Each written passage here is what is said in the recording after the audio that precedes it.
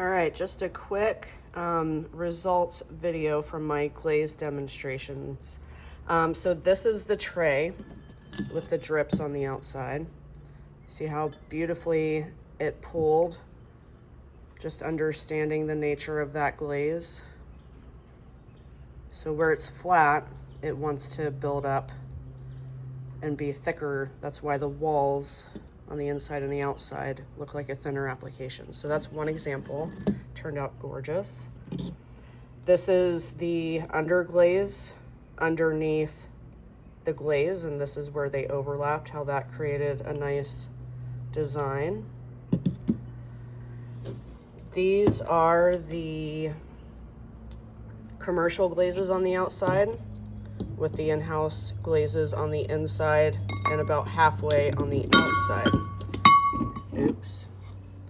So you can tell how on this one it had a thicker application with that commercial glaze, and why I didn't glaze the outside with that in-house glaze, which is on the inside and on the rim on the outside. You can see the drips after those glazes overlapped. So they encouraged each other to run, so it was good to be safe. And this is a good example of a satin matte glaze at the top with that glossy lustery glaze on the bottom half, and where they overlapped, even it still ran a little bit, but the matte glaze helped to slow the glossy glaze down a little bit. These are a few examples of how layering glazes, how you can get a nice design of a line and where they overlap, so how your glaze application can help define your piece in the end. Now this is a good example of using a glaze as a stain, so to speak. So she lined the inside with the same glaze that she applied on the outside, but once that outside application dried, she wiped it away a little bit, and that's why it varies in color, because it varies in thickness. So where she wiped it away is where it's darker, and in the texture is where that glaze pulled and is thicker. So these are some good examples of the underglazes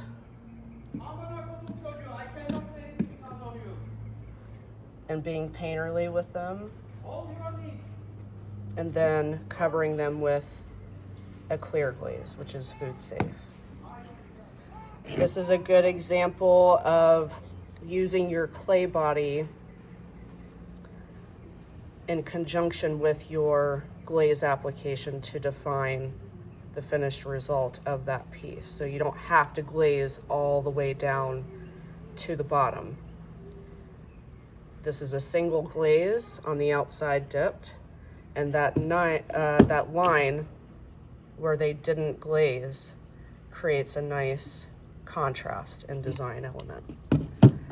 This is also a good example of layering underglaze with a glaze. So they did a thin application of an orange underglaze and then layered it with a yellow glaze. And it came out wonderfully. It gave it a nice gradation as that glaze melted with that underglaze.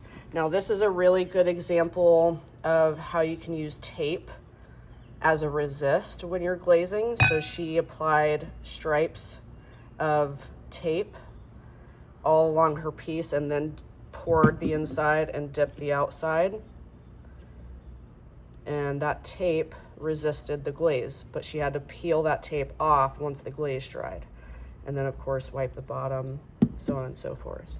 This is a quick, good example of how you can use the glazes as accents for like splattering, just a few drizzles to get a nice organic accent with your glaze application. And again, also just dipping part of your piece on one side to get a nice line as part of your design.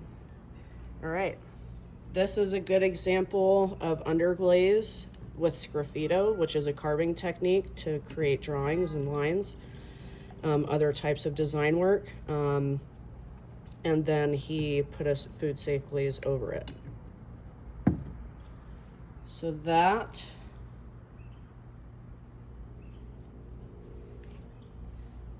those are some good examples to conclude the glaze demonstration.